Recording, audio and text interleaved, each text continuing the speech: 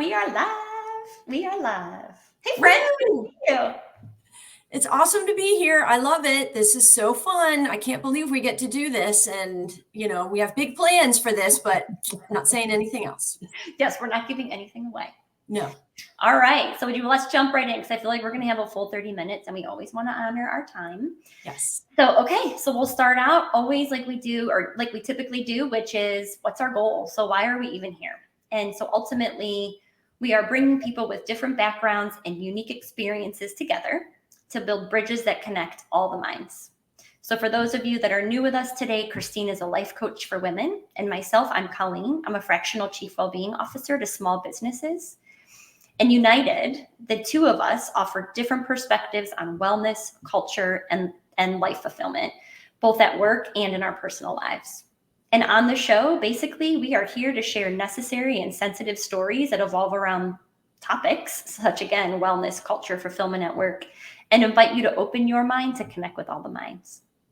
So over to you, Teen. Heck yeah, I love it. I love it. So thank you all for joining us today. It's awesome to see y'all.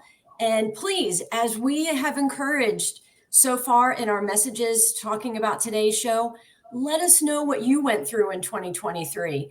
Let us know if it was rough, if it was easy, if you learned something, if you're struggling with it. It's so important for you to feel like you're in a great space here because we get it. Okay. If you think you're alone, you're not. So just to kind of encourage you to share with us your thoughts and what you've been through.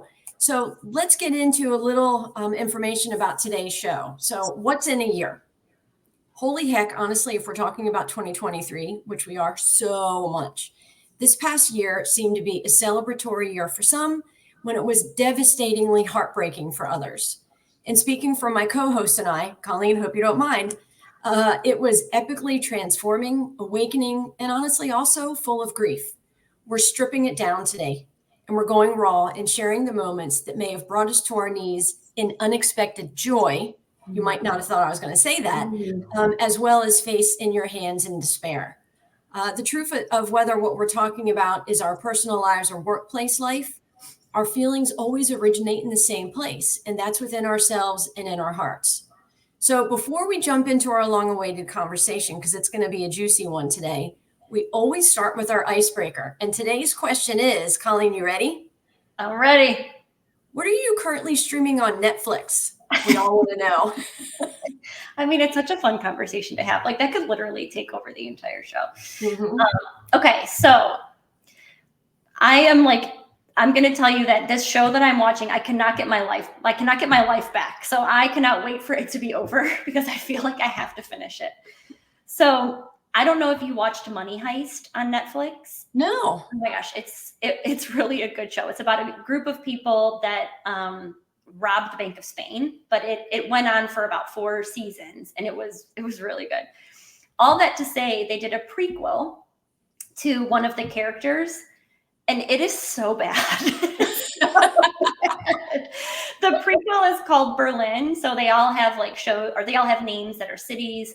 Anyways, it is so bad. I literally say to Scott, that's my husband, for those of you that are tuning in for the first time, his name is Scott. I literally say to Scott when he asks me, do you want to watch Berlin? I'm like, no. But we have to finish it. You're staying committed. You're not letting go of it. Thankfully, it's only 8 episodes, so that's good. Okay, what about you? What are you streaming? Oh my gosh. So we just finished The Crown. And have you watched any of it? No, but I've heard great things. I haven't. It is so good. For some reason in the beginning, years ago when it started, I resisted. I don't know why. I can't tell you why. That was the old Christine, by the way. But it is so good. First of all, the acting is class A. They bring in amazing actors.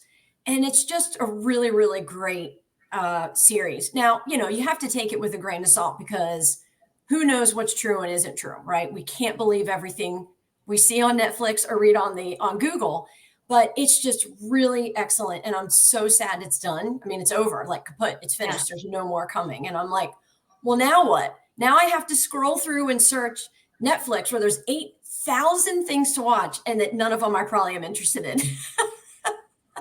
Which is why these conversations are so important. So someone can tell you so that you don't have to search through 8,000 shows. That's right. That's right. So who knows, folks, let us know your favorite show. Maybe there's something we haven't watched that you think is a not miss. So please let us know. Except don't watch Berlin.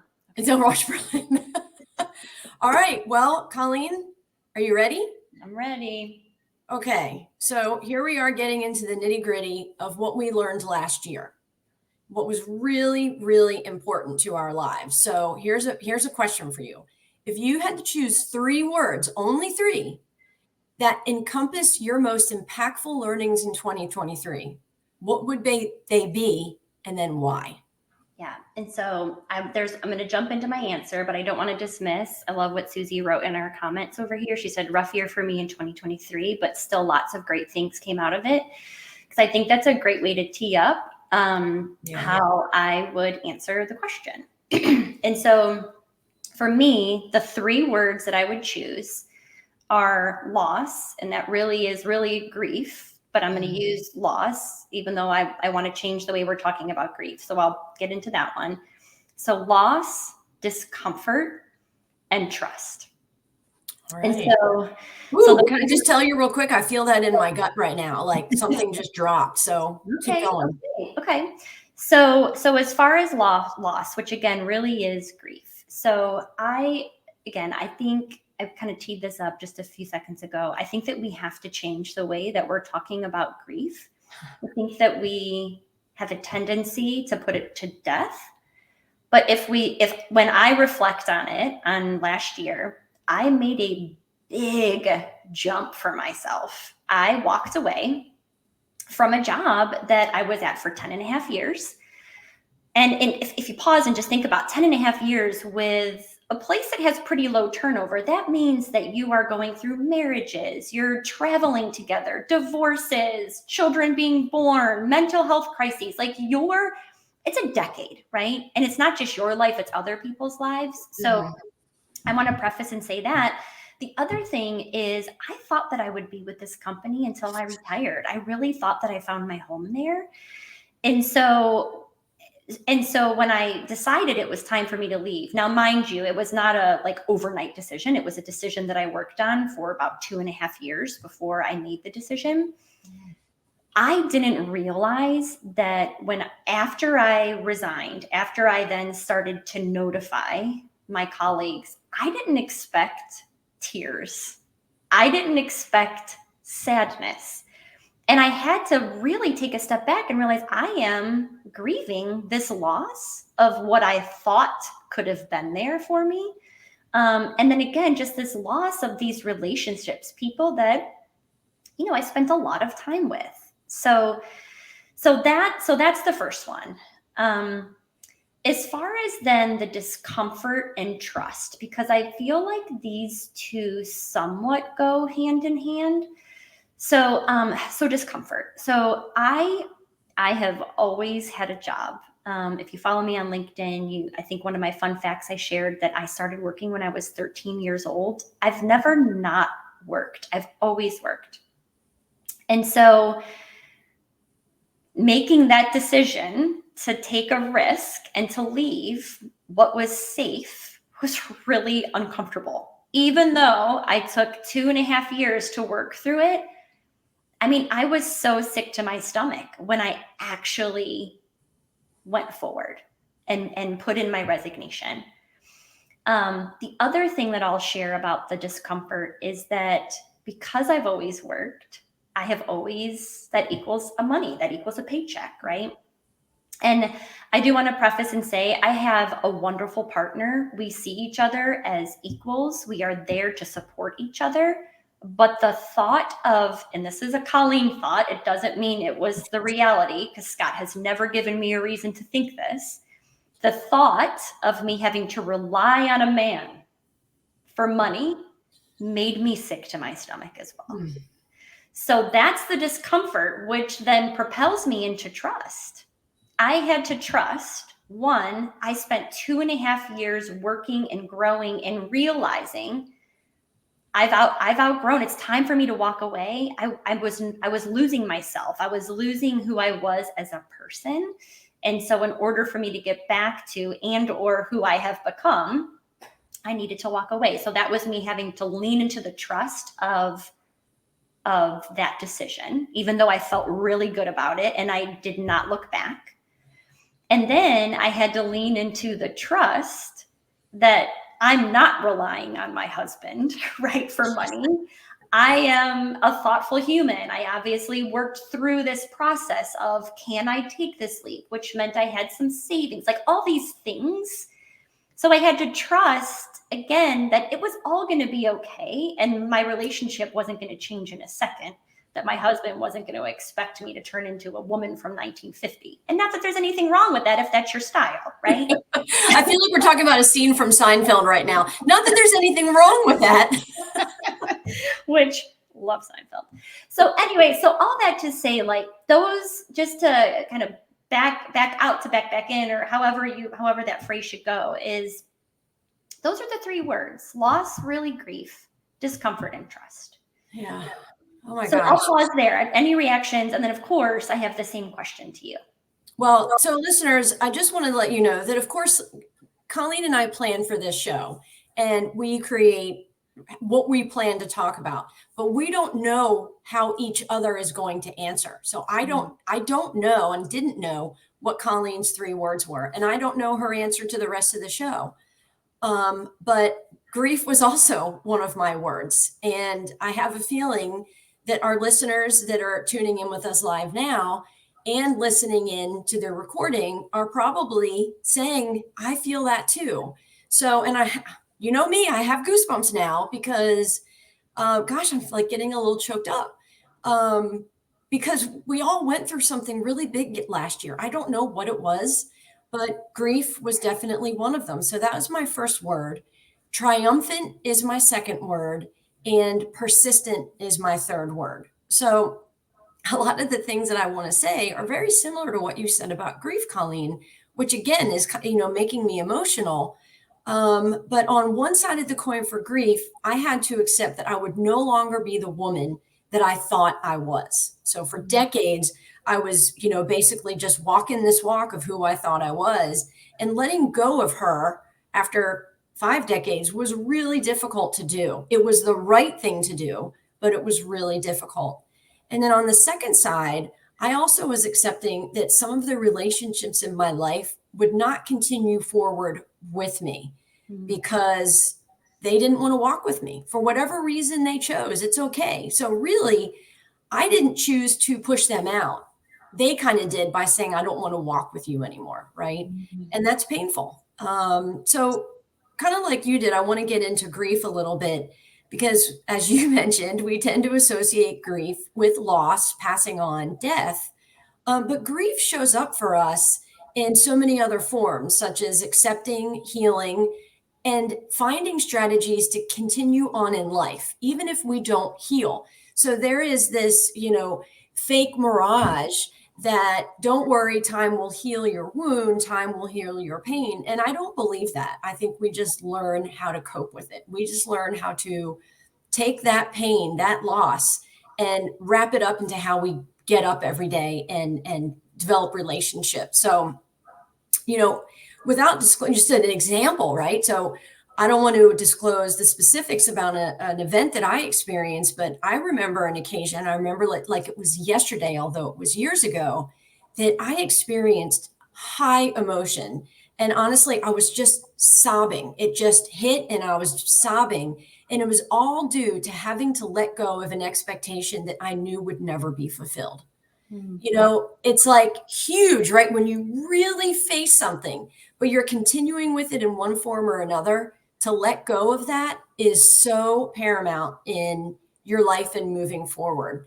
And I remember thinking at that time, like my life was over. And that's such a dramatic thing to say, but grief hits hard and it truly threatens the fabric of the comfortability and safety that we've built within our protective walls, right? I mean, it's really huge. So it's really what makes facing grief, understanding it and realizing it. It's something that's always a part of you and a powerful mindset shift. There's extreme power in that kind of acceptance. So I know I talked a lot about grief, but given that you talked about it as well, I just wanted to dig into it. So my second word is triumphant. So without any fear or hesitation, I really did. I completely transformed my life. I started my business. I established my brand. I embraced and celebrated my personal value and the strength in my voice. And I lived outside of my comfort zone all of 2023, all of it, every single last day. And it was really upon facing my grief that I was able to embrace triumph. I mean, if you can't let go of your grief and you're holding on to all those things, you can't celebrate overcoming it. You can't celebrate knowing what it is. And 2023 by far was the year that brought me a level of personal growth that no amount of money can place value on. Nothing. And I know we just kind of talked about that. It's like, it's likely that you either experience revenue growth or personal growth. And last year, personal growth by far was it for me. I love that you brought that in. I just want to say that really quick. Yeah. We just talked about this, y'all, right before the show. I love that you brought that in. Sorry, keep going. So fitting. And then moving on to persistence. I have a friend, she's not on the show today. She's not tuning in, but I know she's going to listen to the recording, and she knows who she is. She likes the word failure, right? She likes it because she learns from it. Personally, last year, I chose to remove that word from any dictionary that I read, from my vocabulary, and dare I say it, encyclopedias. Because I'm replacing failure with persistence. More like specifically persistence to edit, reevaluate, like recalibrate. Let's see if I can get my tongue to work. Whatever it might be, in staying persistent, I accepted the power in believing in myself, focusing on my mission, and applying passion is my strongest value in being a coach. I mean, it's massive. It was just a giant year. I don't know what to say. So I want to pause for a second because first and foremost, I love that you shared that we know what the questions are, but we don't know what our answers are going to be. Because as I'm sitting here thinking, like, just react, like having like my internal reaction to what you're saying, I feel like we have so much alignment. And I think that there's, at the end of the day, if we pause and reflect and hear other stories, I think there's a lot of similarities, right? Like that's kind of what brings humans together. But if I could go back a little bit and talk about, like, when I think about the alignment piece, for me, it all stems back to that grief. One of the things that I really had to, because it doesn't go away, it just feels different, right? We grow through it. We are triumphant through it, right? I had to decide how am I going to navigate the relationships that I didn't want to lose from the job that I left, because again, they were friends, but they were coworkers. But when you get together with them, it brings the past, and I was trying to go forward. And so when you were talking about the relationships and the change there and some of the sadness that continued to come, I had to realize I don't want to break up with these individuals, but I have to make it look different going forward for me. Yeah. So anyways, I just wanted to share that was just really coming up for me as you were talking about your three words: relationship, the grief, the triumph. All of those are wins, right? Yeah, they really are. Like they felt at the time sad, but you end up realizing that those things that you grieve over for some reason, especially in transformation, they really weren't meant to be there to lift you in the first place. There was something missing that you just couldn't see through, but that's okay.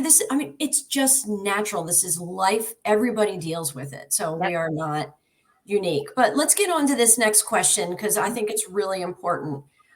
So Colleen, now that we've just covered all that heaviness, and folks, please keep telling us, how your year went. We're here for you. What are you, Colleen, finding to be most important as you navigate relationships and your business in 2024? So I just wrote down a couple of notes for myself to like springboard my mind to respond to this. And the first thing that I'm like looking at is I wrote down, I've had enough time to feel the emotions. And I think that's okay, right? Like the whole point is feel the emotion, recognize it, and then it's time to go, right? And so I'm using, again, last year, I'm really diving into definitely the trust and the discomfort piece. And so the discomfort, okay, now where am I going forward? Now that I have felt that, where am I going forward? There's a part of me that still knows that I am not speaking my full truth of where I'm going from a business standpoint. Mhm. And basically what that means for me is I have spoken my quote unquote truth on other podcasts, but I'm still afraid to write it down and share it with the world by way of LinkedIn, if you will. Huh. Yeah. And a lot of that is, so I talk a lot about culture, right? And when people think of culture, they 9 times out of 10 immediately go to HR. And I don't feel that that's the right group to be overseeing the culture work, which is why I've put myself out there as a fractional. And so my fear, my discomfort is that I'm going to hurt someone's feelings. They're going to think I'm coming at them, and I'm not. I want HR to be a partner, but I think that there's some challenges that are sitting inside an HR department that we have to kind of own up to, that can really like take the culture work backwards, if you will. So that's one, as far as like what am I finding to be most important as I move forward, is I've got to now take that feeling of discomfort and lean into it to get out of it. Yeah. And then the other thing that I would say is these silent whispers. And so I have my vision board for 2023 in front of me because I wanted to make sure that I could really see the words that I wrote down. And So 2023 or 2024? So it was 2023's vision board. Okay. And so again, as I'm kind of going through last year and realizing, okay, there was a whole silent whisper that was happening that I don't necessarily have it up there, but it's there, if you will. Mm-hmm. So I bleed blue collar, come from Cleveland, Ohio, grew up in a construction owned family, like construction run business family. My husband runs a construction business, and that's a silent whisper that I've always kind of put aside. But when I look at my 2023 vision board and I have impact, I have speak your truth, I have use your voice. Those things are things that I want to try to use to propel and to bring better workplaces, specifically for the blue collar workforce. And so again, to me, it's like there's these silent whispers that I am ready to pull them out and just, again, speak the truth and trust that it's going to take me where I need to go for 2024. Yeah. What about you? It definitely will. And, I think this is another reason I love doing this show with you. I mean, first of all, it just happened so organically. I mean, it was ridiculous how it almost just fell into our lap just out of conversation. Yeah. But I love that this also provides a platform for you to speak your truth, right? This is where you can be yourself and educate and let others know you stand with them and you get it and you will help them. So that's another reason I love what we do here. But so in answering the question for myself and, how I plan to navigate, I'm going to go back to grief a little bit because I believe in the positivity of the lessons that we learn in the grief that we feel, and then how we incorporate strategies to battle through it day after day. In coming to the reality of what my grief was and truly had been for a while, I became stronger, wiser, and I would say more empathetic in my messaging and how I work with my clients. And that means the world to me. I mean, being able to be that listener to, my clients is huge because as a coach, it's vital to listen and listen hard to what my clients are saying, because honestly, on most occasions, what they're saying isn't the truth in what's inviting their behavior. They think it is, but if I don't listen carefully to catch them, then I'm not going to help them find their root, and I'm not going to be able to give them the tools to move forward and move past whatever it is that they're struggling with. So in focusing on grief and how we mask it, it motivated me just this month to develop my masterclass series for the entire year. I mean, this is something I've learned about myself. I just get an idea and I roll with it because I know it's important. So, we go about our days, and I've talked about this. We go about our days on autopilot without being conscious of 95% of our thoughts and beliefs. I mean, that still blows my mind every time I say it. And I truly believe that people do not want to live like this. They don't. At the realization that they're only 5% aware of what they're doing and what they're saying, they're like, oh my gosh, I want to stop that. So for only 30 minutes a month, women will have access to a free online class, my master class, that will provide the tools that they can apply to their life journey. I mean, women are tired of feeling less than, right? Not being taken seriously, not being heard, feeling lost in the life they thought they used to know, or not having the confidence to take them to the life that they really want. And grief has been a part of the female culture for decades, Colleen. Yep. And that's all due to what hasn't been available for us and what isn't accessible to us. 2023 changed that. I firmly believe it. And 2024 is in a trajectory to show women that they themselves are the greatest project they'll ever work on.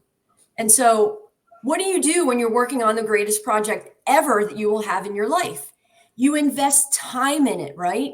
You make it a priority. You persist. There's the word, persist. I mean, okay, I'm not going to lie.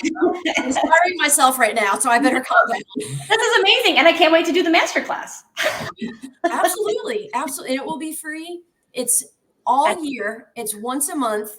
And you know what? It's just important for me to offer this value because there's a lot of people, a lot of women out there who just don't think that they think they have to settle, and they don't. And if for 30 minutes a month, they can be shown how not to settle, I was going to say sign me up, but I'm the one who developed it. I'm so excited about it. I love it. And I love that you want to make sure that maybe some that think they can't have access because of financial burden and things like that can have access. So I really appreciate that you're doing that. Absolutely. Absolutely. So important. So should we let's wind down? Yeah, let's wind down and lift it up for 2 weeks from now. Oh my gosh. So you guys, this is really exciting to us. And we try to have our shows where the next show is, almost feeds off of the show before it. And so we talked a lot about what we learned in 2023 and how we want to instill it in 2024. And it got us talking about the power, the magic that happened on LinkedIn last year. I know you felt it. Oh my God, here come the goosebumps again. This is so ridiculous. I know you felt it because I've probably talked to you and we've talked about it. So our next show that goes live, episode 6 on January 25th, we'll ask, are you feeling the magic of bridge building LinkedIn offered in 2023? And we're going to mix things up a little bit with this episode. And we have 2 amazing guests that are going to join us. And they're going to share in their conversation about the magic that happened to them on LinkedIn last year. And honestly, we're so excited. There's so much to talk about. 30 minutes, no way is enough time. So it's going to be powerful, but I have a feeling you agree. So tune in. And at that time, also share with us what magic you experienced, right? Like, Colleen, this is when you and I met. I mean, somebody sprinkled magic dust on both of us that day. And forget about it. Yeah, I know. I'm super excited for 2 weeks from now. And yeah, it's just, I had no idea the power of this platform. And so it means a lot to me, and I can't wait for our guests as well.